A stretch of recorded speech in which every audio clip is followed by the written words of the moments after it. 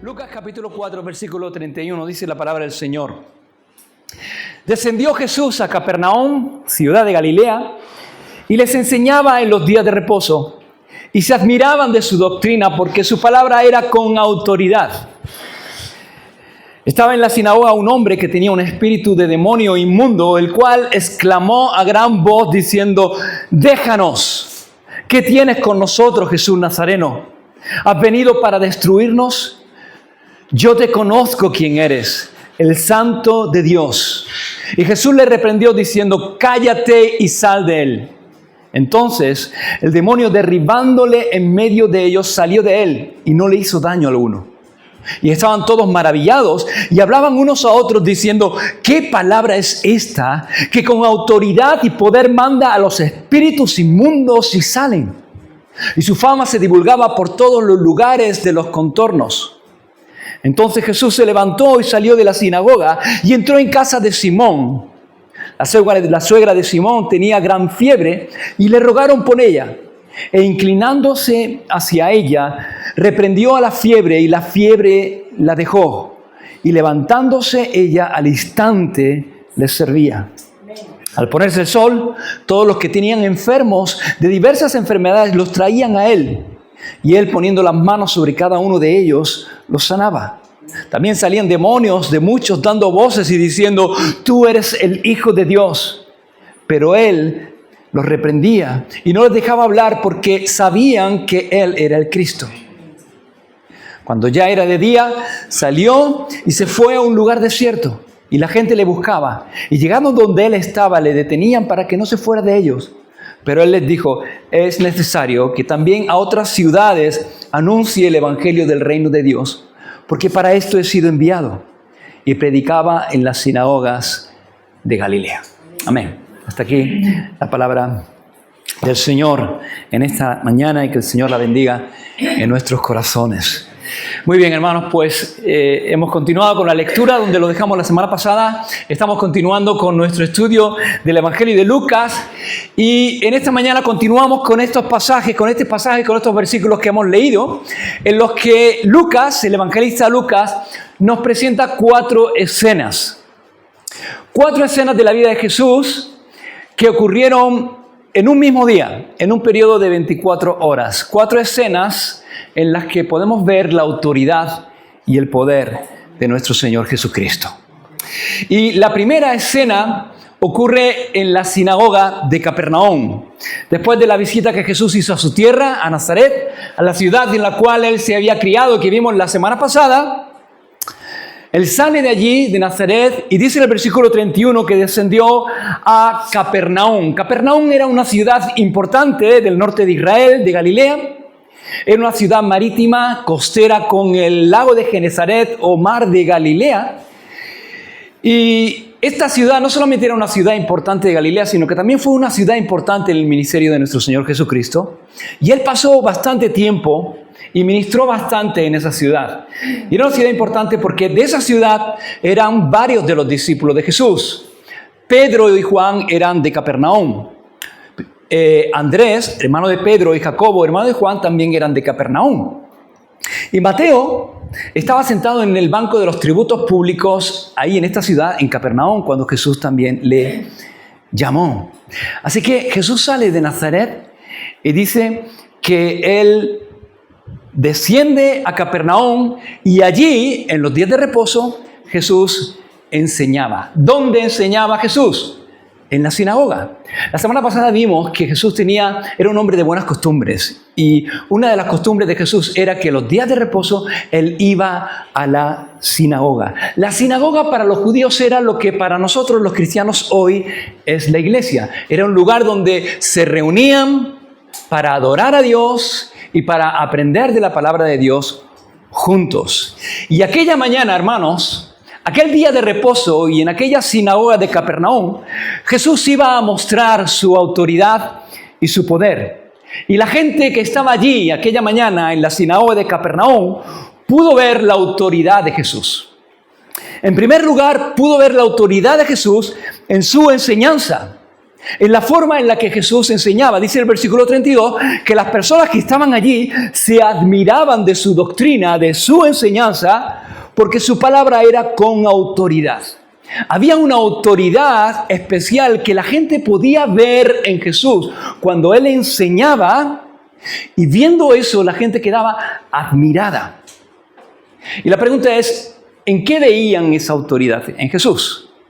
Marcos capítulo 1, el pasaje paralelo del Evangelio de Marcos, donde Marcos nos cuenta esta misma historia, nos dice que la gente se admiraba de su doctrina porque enseñaba como quien tiene autoridad y no como los escribas.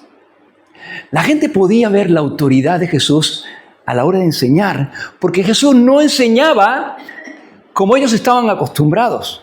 Jesús no enseñaba como los escribas. Los escribas eran los doctores de la ley, los expertos en la Escritura, los expertos judíos en la Escritura, y eran los que habitualmente enseñaban en las sinagogas. Y cuando los escribas enseñaban, ellos siempre apelaban a otros intérpretes de la ley, a otros maestros más importantes, más reconocidos del pasado. Ellos lo que hacían es que leían la Escritura y luego se sentaban, ¿os acordáis la semana pasada? Que los rabinos se sentaban para enseñar, se sentaban y comenzaban a decir, y decían de esta manera: este pasaje que hemos leído, de este pasaje, el rabino tal dijo esto y enseñó esto y esto y esto. La autoridad de los escribas estaba basada en lo que dijeron otros mayores que ellos. Sin embargo, la forma de enseñar de Jesús era muy diferente. Cuando Jesús hablaba, Él no necesitaba citar a alguien mayor que Él porque no había nadie mayor que Él. Él se citaba a sí mismo porque Él mismo era el autor de la Escritura. Y Él no solamente conocía la letra de la Escritura, sino que conocía el espíritu, el sentido de cada pasaje de la Escritura. Así que la manera de enseñar de Jesús era muy diferente. Él no decía: de este pasaje el tal rabino dijo esto y esto y esto, y no basaba su enseñanza en otros. ¿Os acordáis en el Sermón del Monte? ¿Cómo enseñaba? Él decía: oíste que fue dicho de esto, pero yo os digo. Él tenía una autoridad propia. Él no tenía una autoridad delegada de otros. Y yo creo, hermanos, que la gente se admiraba cuando escuchaba a Jesús por esto, porque veían que Él tenía una autoridad propia en sí mismo, no necesitaba apelar a otros mayores porque no había nadie mayor que Él. Pero hermanos, yo creo que la gente de Capernaum podía ver la autoridad de Jesús cuando Él enseñaba, porque cuando Jesús enseñaba, yo creo que sus corazones ardían. Ardían. Sí. Hay muchos pasajes en la Escritura donde se nos dice que cuando Jesús enseñaba, la gente quedaba atónita, la gente quedaba perpleja, la gente se quedaba ensimismada, la gente se olvidaba de comer. La gente se quedaba embelesada escuchando al Señor. Y cuando Jesús hablaba, cuando Jesús abría su boca, la gente sentía que sus corazones ardían, sentían algo especial, ese calorcito especial que sentimos en el corazón cuando sentimos que Dios nos está hablando de una manera personal. ¿Has experimentado eso alguna vez? Ese fuego que experimentaron aquellos dos que iban el camino de Emaús, ¿os acordáis? Que iban caminando con Jesús en el camino y el Señor les hablaba en el camino y ellos dijeron: ¿no ardía nuestro corazón en nosotros mientras nos hablaba y mientras nos abría las Escrituras en el camino? Y aquella mañana, en la sinagoga de Capernaum, Jesús abrió las Escrituras y yo estoy seguro de que el corazón de muchos de los que estaban allí estaban ardiendo. Y en eso veían la autoridad de Jesús. Porque cuando Jesús hablaba, era la palabra de Dios hablándoles a ellos directamente al corazón. Era la palabra de Dios haciendo lo que dice Hebreos, ese bisturí que discierne los pensamientos, que penetra hasta el alma, que penetra hasta el fondo. Era la palabra de Dios hablándoles de una manera personal. Y veían en eso la autoridad de Jesús. Aquella mañana el Señor Jesús mostró su autoridad a la hora de enseñar. Y pudieron ver la autoridad de Jesús a la hora de enseñar. Pero no solamente eso. No solamente pudieron ver la autoridad y el poder de Jesús a la hora de enseñar, sino que aquella mañana ellos vieron algo más y pudieron experimentar algo más. Vieron la autoridad y el poder de Jesús sobre el mundo espiritual. Porque dice el versículo 33 y 34 que mientras Jesús enseñaba allí, en ese mismo lugar, en esa misma sinagoga, había un hombre que tenía un espíritu de demonio inmundo. Una persona que estaba endemoniada, el cual exclamó a gran voz, o sea, gritó a viva voz diciendo: déjanos. ¿Qué tienes con nosotros, Jesús Nazareno? ¿Has venido para destruirnos? Yo te conozco quién eres, el Santo de Dios. En esa misma mañana, en esa misma sinagoga, mientras Jesús estaba enseñando, había un hombre que tenía un espíritu inmundo, un endemoniado, y cuando Jesús entró en ese lugar y comenzó a enseñar, el demonio se manifestó, porque no podía soportar la presencia de Jesús. No podían estar los dos juntos, no son compatibles, Dios y el diablo. Y entonces se manifestó. Y hay algunas cosas interesantes que ocurren aquí y de las cuales yo creo que podemos aprender. En primer lugar, yo veo aquí algo, y hay algo que se ve claramente, y es que los demonios reconocen el poder y la autoridad de Jesús. Le reconocen y dicen: ¿has venido para destruirnos? El demonio sabía que Jesús no solamente tenía poder para echarlo de esa persona que estaban poseyendo, sino sabía que Jesús tenía poder para destruirlo en ese mismo instante. Jesús tiene todo el poder, hermanos. Y Él tiene toda la autoridad, no solamente sobre las cosas de este mundo, sino que Él tiene todo el poder y toda la autoridad en el mundo espiritual. Los demonios no pueden resistirlo. No pueden resistirlo. En segundo lugar, la segunda cosa que me llama la atención de este pasaje es que los demonios no solamente reconocen el poder y la autoridad de Jesús, sino que los demonios saben quién es Jesús. Dice el versículo 34 que el demonio dice: yo te conozco quién eres, el Santo de Dios. Reconocen a Jesús, lo identifican. Los demonios reconocen lo que muchas personas hoy no quieren reconocer: que Jesús es el Señor, que Jesús es el Hijo de Dios. Pero los demonios lo reconocen. Y el demonio dice: yo te conozco. Y esta palabra conocer es interesante, porque en la Biblia aparece muchas veces la palabra conocer, pero en el original griego y en el griego hay diferentes palabras que significan esto, conocer. Son diferentes palabras que en nuestras Biblias se traducen como conocer, pero que tienen matices y significados diferentes. Cuando el demonio dice aquí: yo te conozco, la palabra en el original griego es una palabra que literalmente significa: yo tengo conocimiento de ti. Yo sé cosas de ti. La idea aquí no es que el demonio conoce a Jesús de una manera personal, sino que él sabe de Jesús, conoce de Jesús. Y es muy diferente a la palabra que encontramos, por ejemplo, en Efesios, cuando Pablo habla acerca de la necesidad que tenemos de conocer el amor de Dios, esta palabra conocer el amor de Dios, o cuando en Filipenses Pablo dice que él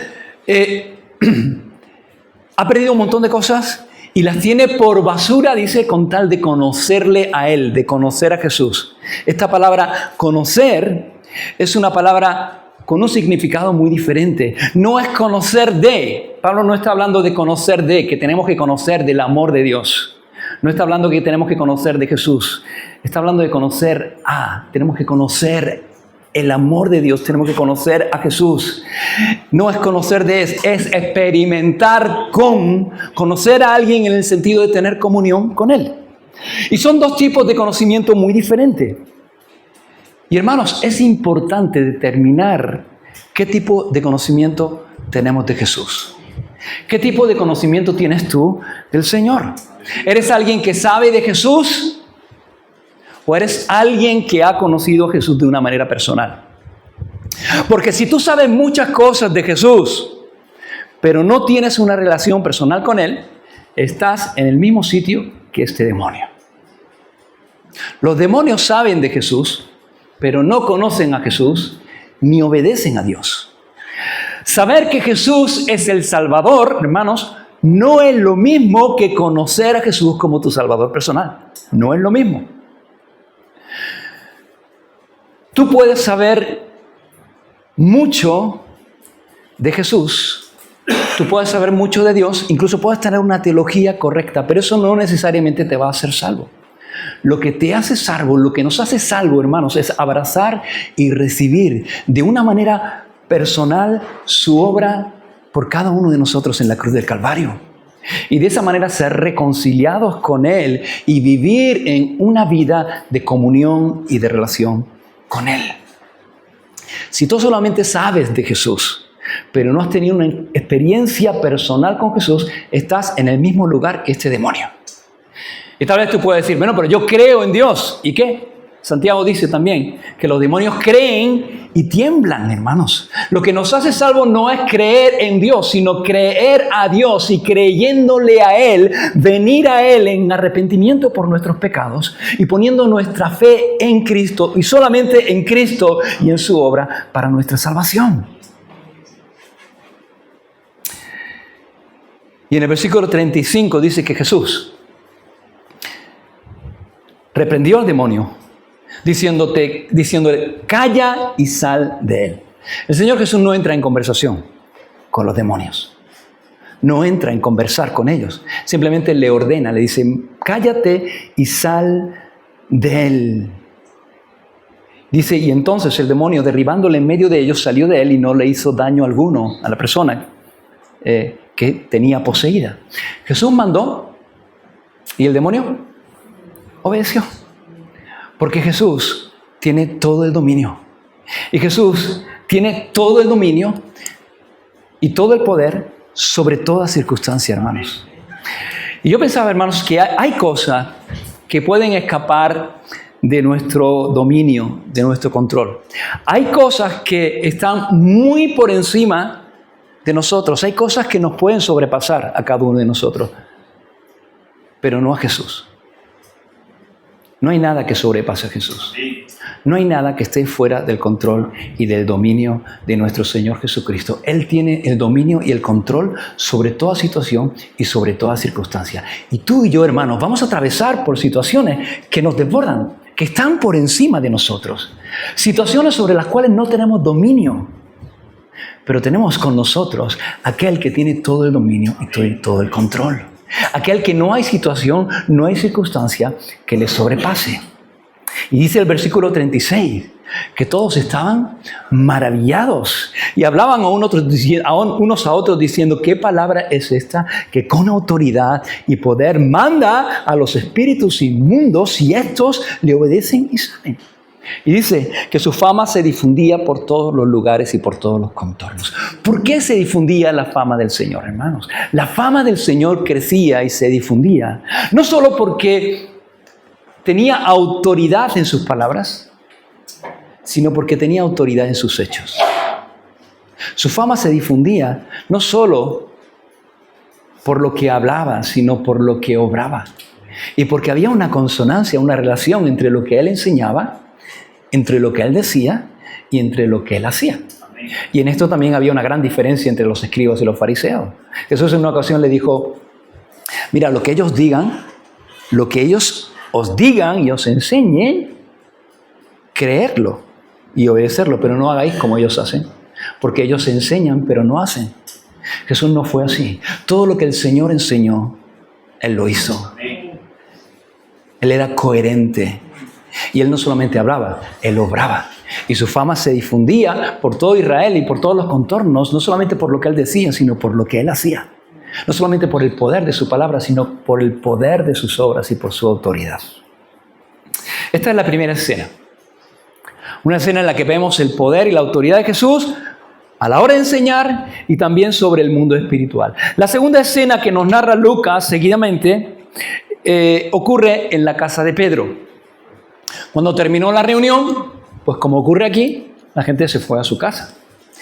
Y la gente salió de la sinagoga, se fue a su casa, y dice el versículo 38 que Jesús también se levantó, salió de la sinagoga y entró en la casa de Simón. Jesús aquella mañana, hermanos, estuvo en la sinagoga y se fue la luz.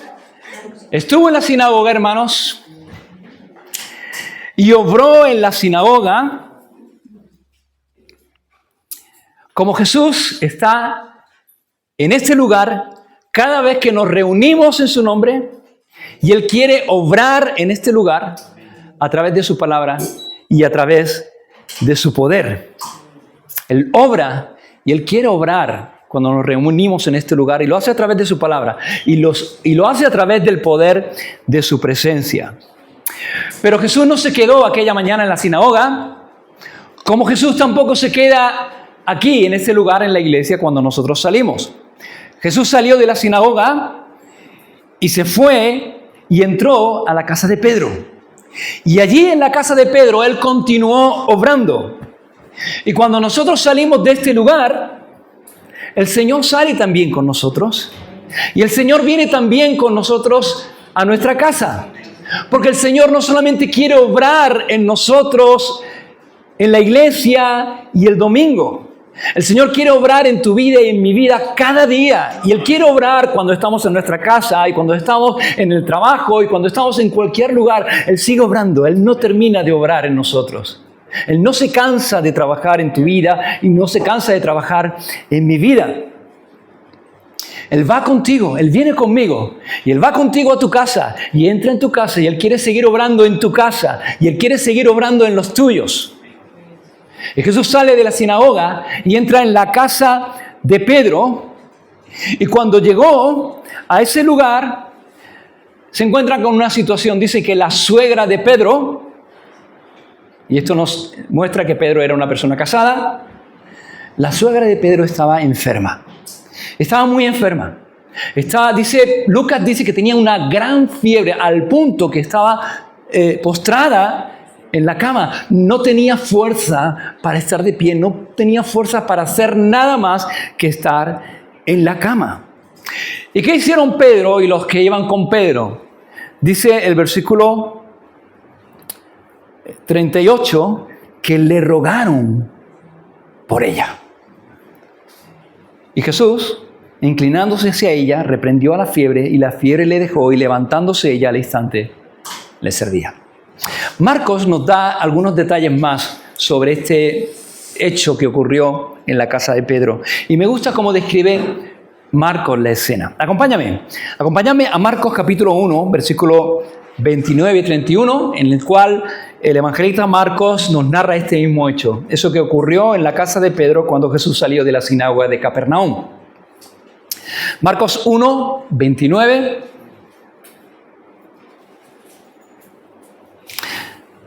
Dice así: al salir de la sinagoga, vinieron a la casa de Simón y Andrés con Jacobo y Juan, y la suegra de Pedro estaba acostada con fiebre, y enseguida le hablaron de ella.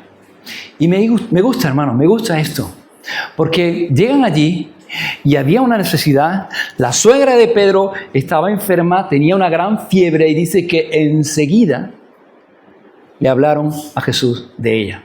¿Qué es esto, hermanos? Esto es oración. Es oración. La oración es hablar con Dios. Y aquí dice que ellos hablaron con Jesús y Jesús es Dios. Hermanos, qué bueno, qué bendición que tenemos la oración. Qué bueno que podemos hablar con Jesús en cualquier momento.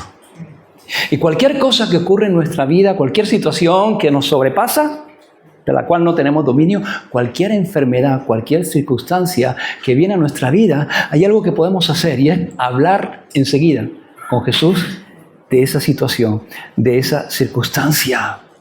Sabiendo, hermanos, sabiendo que el Señor escucha. Y no solamente sabiendo que el Señor escucha, sino que Él sigue teniendo todo el poder y toda la misericordia para responder a la oración y para obrar. Y los discípulos enseguida hablaron a Jesús de la suegra de Pedro que estaba enferma, que no podía levantarse. Y dice que Lucas que le rogaron por ella. ¿Y qué hizo Jesús? Me gusta Marcos también, porque Marcos dice en el versículo 31 que entonces Jesús se acercó y la tomó de la mano y la levantó e inmediatamente le dejó la fiebre. Marcos nos dice tres cosas, tres pasos que da el Señor que a mí me encantan. Me gusta este pasaje de Marcos. 3 cosas. En primer lugar dice que Jesús se acercó a ella. Se acercó a ella. Y se acercó a ella porque ella no podía acercarse a Jesús. Él fue a la habitación donde estaba ella porque ella no podía levantarse. Estaba enferma, no se podía levantar. Tenía una gran fiebre. Y me gusta esto, hermanos. Me gusta mucho cada vez que veo en el Evangelio Jesús acercándose a la necesidad. Siempre que veo a Jesús acercándose a las personas que no pueden acercarse a Él, eso me conmueve. ¿Por qué? Porque me veo reflejado. Porque veo reflejada mi propia historia, nuestra propia historia. Porque no fui yo el que se acercó a Jesús, fue Jesús el que se acercó a mí. No fui yo el que fui a buscar a Jesús, fue Jesús el que vino a buscarme a mí en mi necesidad. Cuando estaba enfermo, en mis pecados, Él se acercó a mí, se acercó a nosotros en nuestra necesidad. Y Lucas dice que se inclinó a ella. Y me encanta, hermanos, se acercó y se inclinó, se puso a su altura. Ella estaba postrada, el Señor se inclina y se pone a la misma altura que estaba la suegra de Pedro. Y hermanos, ¿no es tremendo que el Señor se inclinase a nosotros y se pusiera a nuestra altura? ¿No es increíble que el Dios Todopoderoso, el Creador de todas las cosas y del universo infinito que no podemos abarcar ni podemos entender, se hiciera hombre, tomara una naturaleza humana, se hiciera como tú y como yo para ponerse a nuestra altura y estando a nuestra altura poder alcanzarnos y poner a nuestro alcance la salvación? Que Él se hiciera hombre con el único objetivo de cargar mi pecado y morir en mi lugar en la cruz para alcanzarme a mí y poner a mi alcance una salvación que yo jamás podría alcanzar en 1000 vidas. Y eso es lo que hizo Jesús. Y me encanta Marcos cuando dice que se acercó a esta mujer. Se acercó. Y qué bueno es eso, hermanos. Qué bueno es cuando el Señor se acerca. ¿Has experimentado al Señor acercándose a tu vida? No solamente acercándose para salvación, sino cuántas veces, hermanos, hemos experimentado que en situaciones difíciles donde de repente todo se vuelve oscuro, donde de repente el viento es contrario, donde las olas de la tormenta en la cual estamos atravesando amenazan por hundir nuestra vida y de repente el Señor viene caminando sobre el mar y se acerca a nosotros. Y sientes que el Señor se acerca y cuando Él llega todo cambia. Todo cambia, hermanos, porque su cercanía siempre ahuyenta el temor. Siempre. ¿Y cuántas veces estás en una situación agobiado, no sabes qué hacer, no sabes qué camino tomar y estás con temor en tu corazón, con inquietud y sientes que Él se acerca y experimentas su presencia y sabes que Él está ahí? El problema está, pero el Señor también. Amén. Y ves al Señor y el problema ya no es tan grande porque no hay nada tan grande como el Señor. Amén. Y entonces su presencia echa fuera el temor. Ya no hay temor porque su cercanía siempre echa fuera el temor. Amén. Pero no solamente se acerca a Dios, sino que dice que la toma de la mano. La toca. La toca. La toca en su enfermedad. Imaginaos la escena. Ahí está la mujer, no sé si estaría temblando, delirando por la fiebre. Dice Lucas, que era médico, no dice una fiebre, dice una gran fiebre.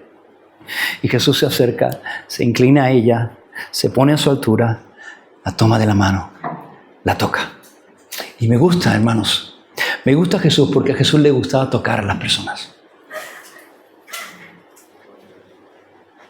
Y tocaba a los intocables. Aquellos que nadie quería tocar. Aquellos a los que nadie quería acercarse, Jesús se acercaba. Y no solamente se acercaba, los tocaba. Tocaba al leproso. A Jesús le gustaba tocar a las personas. Lo vamos a ver más adelante. Y la sana de esa manera. La sana tocándola. Y Jesús, hermanos, no solamente quiere acercarse a nosotros, quiere tocarnos. Y cuando Él nos toca, hermanos, no solamente nos sana, no solamente nos salva. Cuando Jesús nos toca, y nos toca de verdad, Él nos transforma. Él nos cambia. Porque un toque del Señor, hermano, siempre produce algo en nuestras vidas. Siempre, siempre. ¿Y cuántas veces, hermanos, necesitamos que el Señor nos toque? Entiéndeme, el Señor me ha tocado y el Señor me ha salvado, pero yo necesito que el Señor siga tocándome tantas veces. ¿Cuántas veces necesitamos que el Señor nos toque? Un toque del Señor que nos despierte. Que despierte una mayor pasión en nuestro corazón por Él, por su persona, un mayor deseo de conocerle. Necesitamos que el Señor nos siga tocando. Necesitamos que Él nos siga tomando de la mano y nos guíe. Como aquel ciego de Betsaida, ¿os acordáis? El Señor sanó a muchos ciegos, pero me gusta cómo sanó a este ciego, porque dice que lo trajeron al Señor para que lo tocase, y el Señor no lo tocó solamente, lo tomó de la mano y lo sacó fuera de la ciudad y lo llevó a un lugar a solas para tratar con él y para sanarlo. Y hermanos, necesitamos eso. Necesitamos que el Señor nos tome de la mano y nos saque a un lugar a solas con Él, para que Él trate con nosotros y sane las cosas que tiene que sanar en nuestra vida. Necesitamos que el Señor siga tocando cada día nuestra vida. Y nosotros necesitamos acercarnos a Él con ese deseo de tocar al Señor, de tocar aunque sea solamente el borde de su manto. Como aquella mujer en ruina, ¿os acordáis? Jesús estaba aprisionado con un montón de gente. No podía caminar porque la gente le apretujaba y de repente el Señor se para y dice, ¿quién me ha tocado? Y los discípulos dicen, Señor, ¿pero qué está diciendo? Si la gente te está empujando, si la gente te está aprisionando, ¿cómo que quién me ha tocado? Que había una mujer que se había acercado con toda la fe, con toda su necesidad, pero con toda su fe, y había tocado solamente el borde de su manto. Y había experimentado un milagro que nada y nadie había podido hacer en su vida. Miles de personas a su alrededor. Miles de personas aprisionando al Señor, pero solamente una tocó al Señor. Y solamente una experimentó la sanidad y el milagro de un toque del Señor. Hermanos, qué triste es que estemos continuamente pensando en el Señor, viniendo a la iglesia,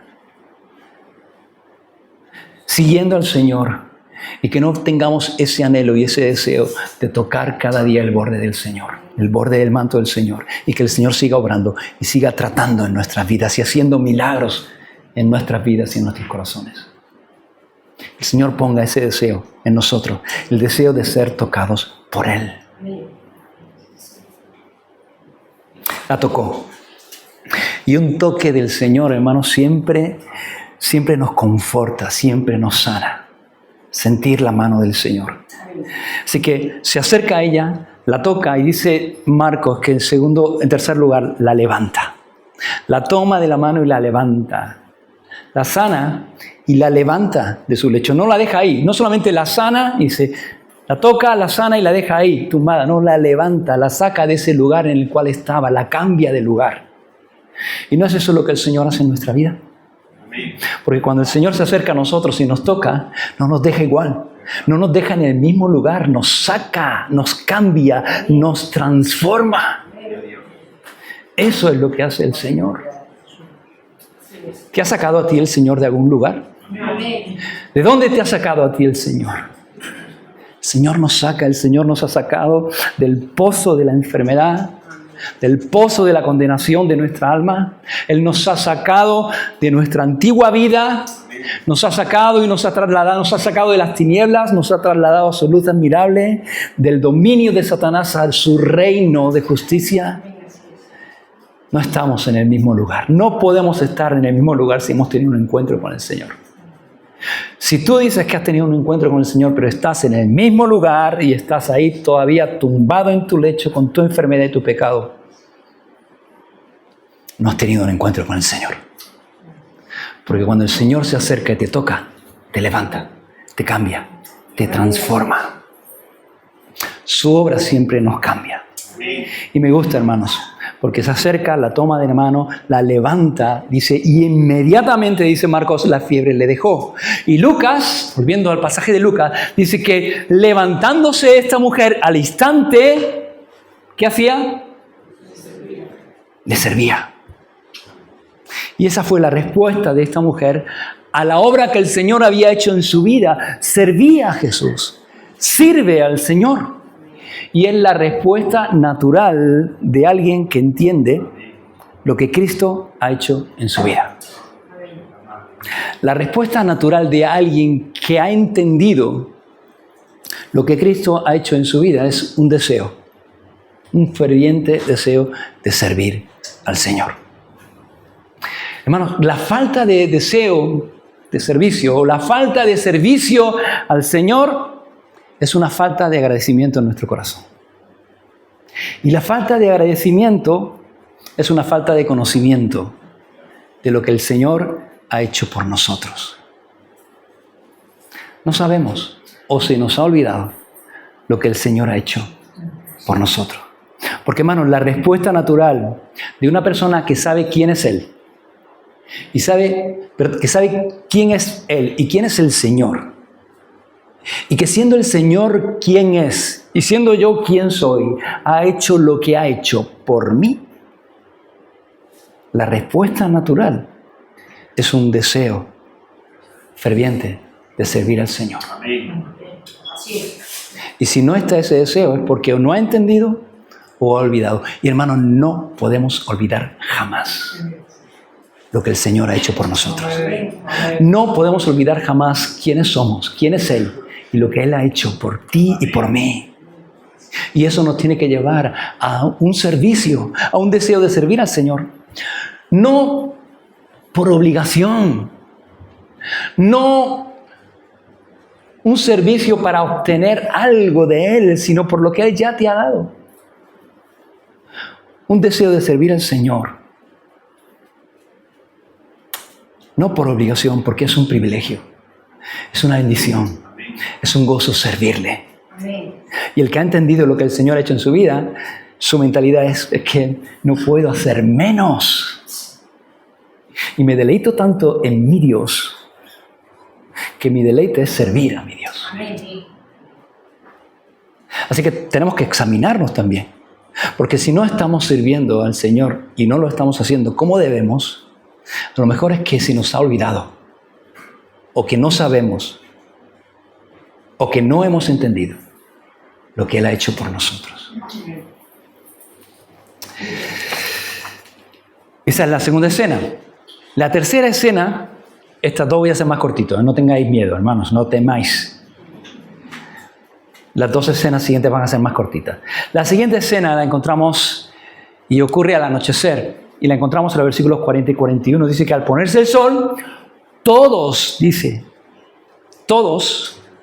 y todos es que no excluye a nadie, todos los que tenían enfermos de diversas enfermedades los traían a Él. Y Marcos dice que toda la ciudad se agolpó a la puerta de la casa de Pedro. Hermanos, la reunión en la sinagoga probablemente terminó como al mediodía. Y después todo el mundo, como hemos visto, se fue cada uno a su casa y Jesús se fue a la casa de Pedro.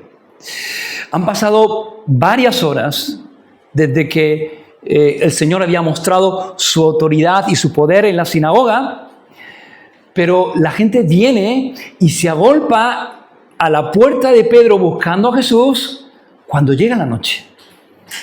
¿Por qué? Porque era día de reposo. El día de reposo comenzaba desde el anochecer del viernes hasta el anochecer del sábado. Entonces, la gente salió de aquella reunión en la sinagoga, salió impactada, impresionada, asombrada con el poder del Señor Jesús. Y estaba deseando traer a Jesús a sus enfermos. Pero no podían. ¿Por qué? Porque era día de reposo. Y en el día de reposo no podían cargar con nada, no podían cargar con sus enfermos, no podían traer camillas. Ni siquiera estaba bien visto que en el día de reposo se sanara a un enfermo. Eso es lo que enseñaban los fariseos. Y Jesús tuvo bastantes problemas con los fariseos y con los religiosos de ese tiempo por eso, porque sanaba en el día de reposo. Así que, cuando esperan en sus casas, yo creo que con mucha inquietud, con mucho deseo, y cuando llega la noche, del sábado, de ese día de reposo, cuando termina el día de reposo, de repente la gente comienza a llegar, comienza a traer sus enfermos, comienza a traer su necesidad. Y era de noche, era tiempo de dormir, era tiempo de descansar. Podían haber esperado al día siguiente, pero no lo hicieron. Y cuando la gente salió, Jesús podía haberlos despedido y decir, bueno, ya es tarde, estoy cansado, ha sido un día muy largo, venid mañana. Podía haberlos despedido, pero Jesús no lo hizo. Dice que Él, versículo 40, que Jesús, poniendo la mano sobre cada uno de ellos, los sanaba. Y también salían demonios de muchos, dando voces, diciendo, tú eres el Hijo de Dios. Pero Él los reprendía y no les dejaba hablar porque sabían que Él era el Cristo. Hermanos, me gusta no solamente que Jesús sanaba a las personas, sino me gusta cómo sana a las personas. ¿Cómo las sana? Porque podía haberlo hecho de mil formas, podía haberlo hecho de otra manera. Podía haberlo hecho como con el endemoniado. El endemoniado le dijo, sal fuera, y se acabó. Simplemente con una palabra podía haber sanado. Podía haberlos sanado a todos al mismo tiempo, con una palabra. Simplemente el Señor dice, poneros ahí todos, poner la mano sobre donde tengáis la dolencia, el que esté paralítico en sus piernas, el que tenga problemas en los riñones, en sus riñones, el que tenga problemas de espalda, en la espalda, y simplemente decir, fuera enfermedad, sed sanos, y la gente habría sido sana. Podía haberlo hecho así, pero no lo hizo. Y me gusta cómo lo hace. Dice que poniendo la mano sobre cada uno de ellos, tocándolos uno a uno, de una manera personal, los fue sanando. Y me gusta porque, como hemos dicho antes, Jesús quiere tocarnos. Podía no tocarnos y hacer lo mismo, pero quiere tocarnos. Quiere tratar con cada uno de nosotros de una manera personal. Dios hace cosas en grupo. Dios hace y trata con nosotros en grupo. Trata con nosotros cuando estamos aquí. ¿Cuántas veces Dios trata con nosotros cuando estamos sentados en la iglesia, en un banco, y Dios nos habla como iglesia? Y Dios trata con nosotros como iglesia, pero Dios quiere hacer cosas y quiere tratar con cada uno de nosotros de una manera personal y de una manera individual. Y yo no sé cómo tú te imaginas la escena, pero yo me la imagino así. Yo me imagino a Jesús acercándose a cada uno y hablando con cada uno y diciendo, ¿qué te pasa? Cuéntame. Y dando la oportunidad a las personas que expresaran su necesidad y decir, mira, llevo tanto tiempo, tantos años que no puedo ni ponerme derecho, no puedo caminar bien, no puedo trabajar. El Señor lo tocaba y lo sanaba. Iba a otro, ¿qué te pasa a ti? Mira, maestro, tengo un problema, no sé, en el riñón, o a mí no me pasa nada, pero te he traído a mi hijo que está paralítico, que no puede caminar, que nunca ha podido caminar. El Señor se acercaba al muchacho y lo tocaba y lo sanaba y lo ponía de pie y ibas tocando a cada uno, ibas sanando a cada uno. ¿Tú te imaginas la escena? Y tú te imaginas que por donde el Señor iba llegando en silencio y conforme iba pasando, iba dejando detrás un gozo y una alabanza tremenda. Y me gusta, hermanos, porque iba tocando uno a uno. Y Jesús no terminó hasta que tocó a cada persona. Y ninguna persona se fue de ese lugar sin ser tocada por el Señor. Y ninguno de los que fueron tocados por el Señor se fueron igual. Porque nadie que recibe un toque del Señor puede seguir igual. Conforme los ibas tocando, los ibas sanando. Y dice Mateo, capítulo 8, el pasaje paralelo, la versión de Mateo de esta historia, dice que sanó a todos. Todos eran sanados. Todos. Y la última escena, hermanos, ocurre al amanecer del día siguiente. Dice el versículo 42 que cuando ya era de día salió y se fue a un lugar desierto. Jesús buscaba la soledad, a un lugar desierto. ¿Os acordáis lo que hemos estado hablando acerca del desierto? Jesús buscaba la soledad. Jesús buscaba el silencio. Aunque las multitudes rodeaban al Señor continuamente, Él apartaba tiempo para estar a solas con su Padre. Marcos dice que levantándose muy de mañana, siendo aún muy oscuro, salió y se fue a un lugar desierto y allí oraba. Hermanos, Aquí hay algo que creo que tenemos que aprender. Y es esto. Y es que la actividad nunca debe sustituir la intimidad. Nunca. No podemos tener tanta actividad en nuestra vida que no tengamos tiempo para la intimidad con Dios.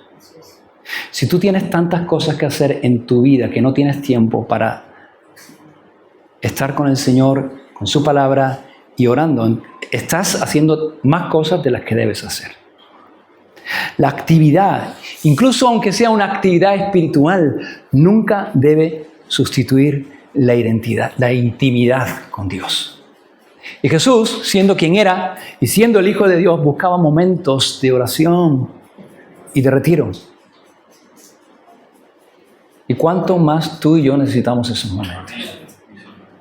Necesitamos esos momentos. Y tenemos que examinar nuestra agenda y ver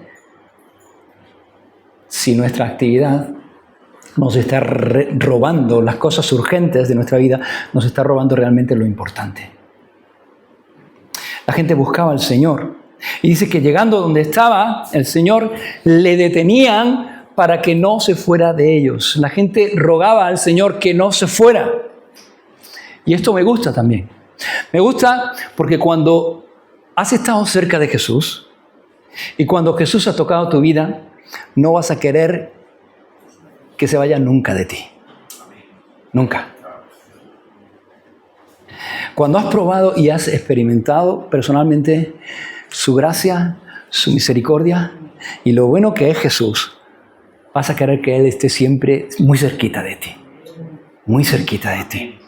Y vas a querer conocerlo más, y vas a querer experimentarlo más, y vas a querer que su mano siga obrando más y más y más en tu vida. Y es lo que ocurre. Esta gente había experimentado al Señor, habían experimentado su toque y no quieren que el Señor se vaya, quieren que el Señor esté ahí, ¿no?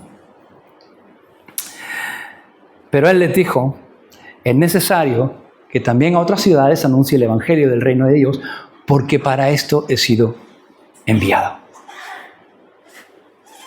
Y me gusta, hermanos, también aquí porque veo que el Señor no deja que nadie, ni siquiera las multitudes, manejen su agenda. Su agenda estaba marcada y estaba controlada por la voluntad de su Padre. Jesús fue enviado a anunciar el Evangelio del Reino a todos. Y le era necesario anunciar el Evangelio del Reino a todos, no solamente a unos pocos.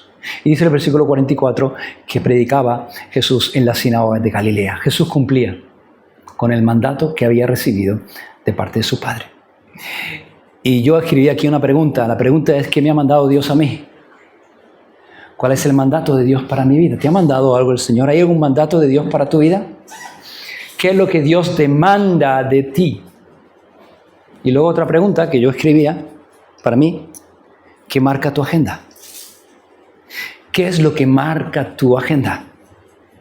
¿Lo que la gente diga? ¿Lo que la gente puede decir? ¿Lo que te apetece? ¿Tus propios deseos?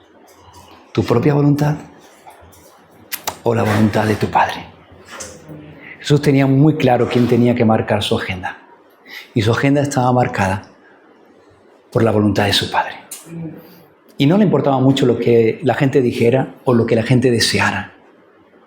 Él buscaba el deseo de su Padre, el deseo de su Padre por encima de todo lo demás.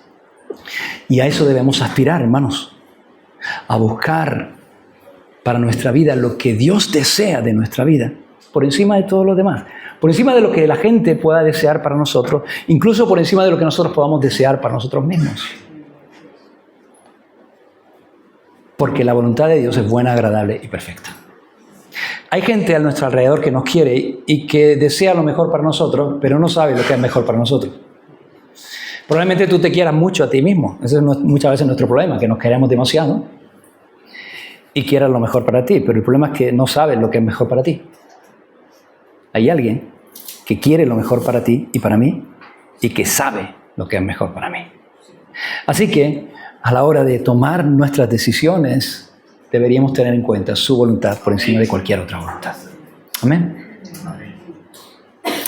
¿Qué podemos aprender de este pasaje? Termino, hermanos. ¿Has aprendido algo? ¿Hemos aprendido algo? Seguro que Dios ha podido hablarte en un montón de cosas. Y aquello que el Señor te haya hablado de una manera personal, tómalo como algo que el Señor te ha enseñado y que tienes que aprender, que tienes que meditar, que tienes que aprender. No sé, un montón de cosas. Pero yo apuntaba algunas cosas. La importancia de examinar qué tipo de conocimiento tenemos del Señor.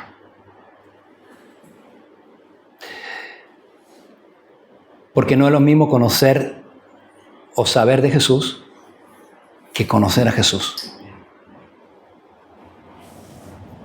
Y no se trata simplemente de saber, de tener un conocimiento intelectual. No se trata de leerte tochos gordos de teología. No se trata ni siquiera de tener una teología correcta conforme a la Escritura.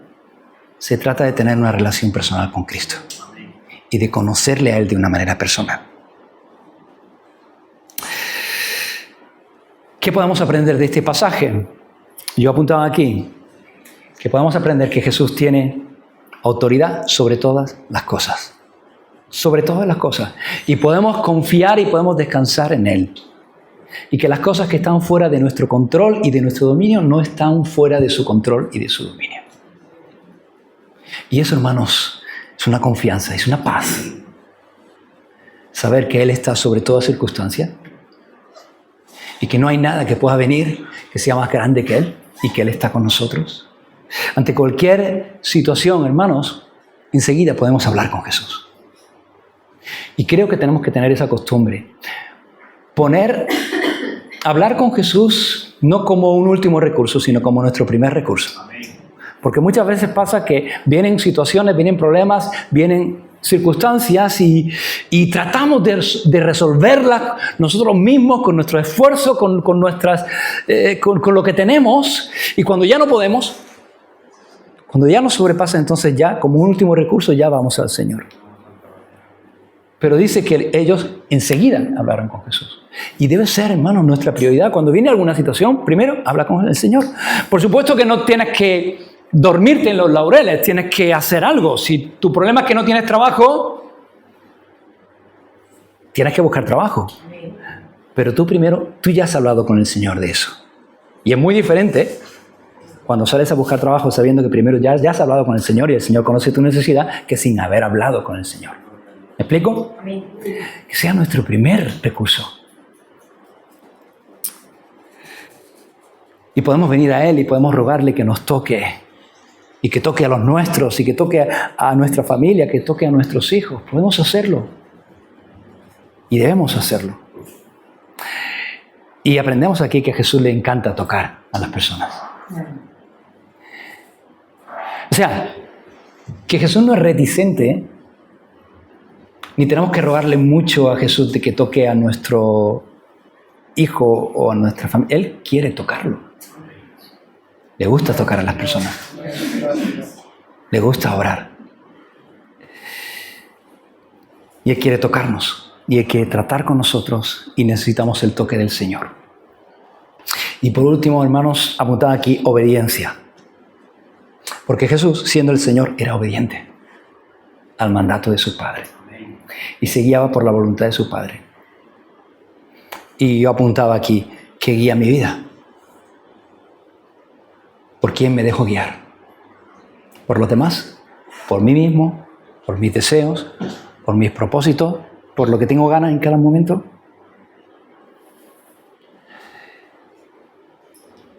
Que nos dejemos guiar por el Señor. Y podemos saber, ¿sabes cómo podemos saber si nos estamos dejando guiar por el Señor o no? Mirando nuestra agenda. ¿Qué controla tu agenda? ¿Quién controla tu agenda? ¿Ven? Oramos.